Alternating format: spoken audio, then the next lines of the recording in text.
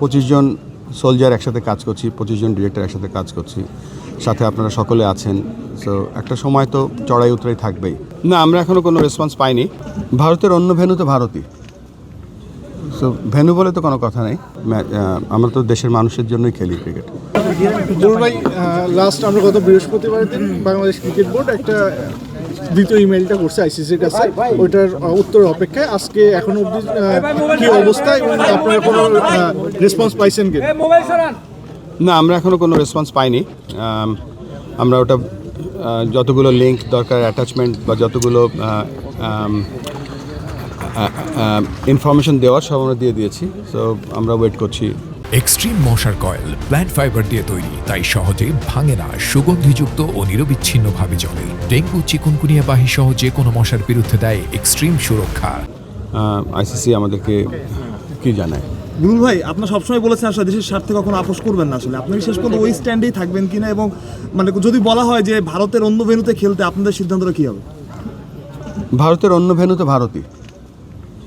So venue বলে তো কোনো কথা নেই। তবে আমাদের যেহেতু আপনারা জানেন যে আমরা এই বিশ্বকাপের ব্যাপারে একক সিদ্ধান্ত নিচ্ছি না। আমরা গভর্নমেন্টের সাথে আমরা আলোচনা করে সিদ্ধান্ত নেব, এবং যেখানে আমরা দাঁড়িয়েছিলাম এখন সেখানেই আছি। একটু মোটা দাগে একটু জানতে চাচ্ছি, যদি মানে আইসিসি জানায় যে না, ভারত থেকে সূচি সরানো যাবে না, পূর্বের সূচিতেই খেলতে হবে, শ্রীলঙ্কায় খেলার কোনো সুযোগ নাই, সেক্ষেত্রে বাংলাদেশ এই বিশ্বকাপে পার্টিসিপেট করবে কিনা? এই মুহূর্তে কিছু বলতে পারছি না, ওই চিঠিটা না আসা পর্যন্ত। গুরু ভাই, দুই দেশের সরকারি পর্যায়ে কোনো আলোচনার চান্স আছে? আমি এখনো কিছু শুনিনি। গুরু ভাই, আমরা বিভিন্ন জায়গায় শুনছি, যদিও মিডিয়া থেকে শোনা, আসলে হায়দ্রাবাদ বা চেন্নাইতে মানে অফার দেওয়া হয়েছে আনঅফিসিয়াল, এটা কি সত্য কিনা? এবং না, আমি এই ব্যাপারে কিছু শুনিনি।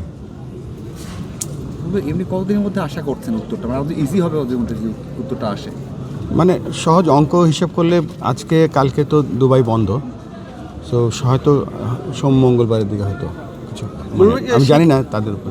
সব কিছু মিলিয়ে পুরো পরিস্থিতিটা নিয়ে বিসিবিকে একটু চাপে আছে। সব কিছু মিলিয়ে মানে জনগণের একটা চাওয়া আছে, ক্রিকেট বোর্ডের একটা চাওয়া, ক্রিকেটাররা ওয়ার্ল্ড কাপ খেলতে চায়, সেটা ভারতে না, এটা দেশের মানুষ চায়। সব কিছু মিলিয়ে এই ইস্যুতে আপনারা কি কিছুটা চাপে আছেন ক্রিকেট বোর্ড? চাপে বলবো না, ফেস করছি সব কিছু এবং একটু শিখছি আমরা। তবে চাপ বলবো না। এটা 25 জন সোলজার একসাথে কাজ করছি, 25 জন ডিরেক্টর একসাথে কাজ করছি, সাথে আপনারা সকলে আছেন। সো একটা সময় তো চড়াই উতরাই থাকবেই। মাঝে মাঝে উইকেট ভালো পাবো, মাঝে মাঝে উইকেট ভালো পাবো না। সো সবাই মিলেই চেষ্টা করছি ভালো ক্রিকেটের দিকে এগিয়ে যায়, ভালো ক্রিকেট এবং ক্রিকেট পরিবেশ সৃষ্টি করার জন্য। আরেকটা বিষয়, পুরো দেশের মানুষ আপনাদের এই স্ট্যান্ডে আপনাদের পাশে আছে। আপনারা যে ভারতে খেলতে যেতে চাচ্ছেন না, দল পাঠাতে চাচ্ছেন না, দেশের মানুষ এটাতে অনেকে সমর্থন দিচ্ছে। যদি আমরা বলি মেজরিটি, এটা কি আপনাদেরকে সাহস দিচ্ছে একটু বেশি? ইয়েস, দিচ্ছে। আমরা তো দেশের মানুষের জন্যই খেলি ক্রিকেট, এবং আমি আবারও বলছি এবং আগেও বলেছি, দেশ সবার আগে। তারপরে প্লেয়ারদের কোনো মতামত আছে?